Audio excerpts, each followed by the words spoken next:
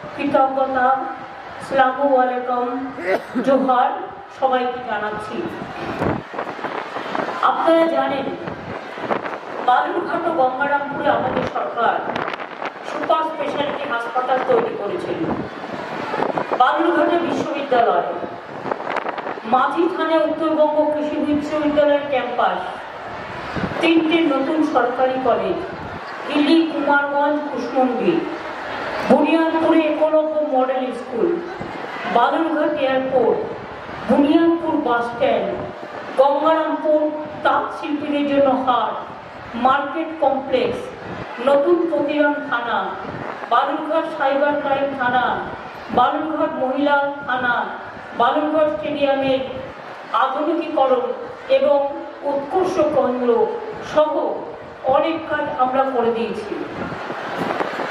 দিল্লির ইলেকশন, মোদী বাবুর বিরুদ্ধে ইলেকশন, এই ইলেকশনে মোদী সরকারকে কৈফিয়ত দিতে হবে, বিজেপির গদ্দারদের কৈফিয়ত দিতে হবে যে তোমরা 10 বছরে কি করেছো মানুষের জন্য। জবাব চাই, জবাব দাও। এটা কাশিতে পুলিশকেও গেরুয়া পরিয়ে দিয়েছে। কবে বলবে দেখবেন সকালবেলায় গেরুয়া শরবত খেতে হবে। কে কি পড়বে, কে কি কালার পছন্দ করবে সেটা আপনার নিজস্ব ব্যাপার। বলছে এনআরসি করার আমি নাকি কে? আমি নাকি কোন হরিদাস পাল? আমি বলি আমি হরিদাস পাল নয়, তুমি নয় গুরুদাস পাল। এনআরসি করার অধিকার আমার রাজ্য সরকারের আছে। আমি যদি করতে না দিই, কারো ক্ষমতা নেই করবার, আমি করতে দেব না। করেছিলে তো আসামে করনি? মনে নেই আপনাদের?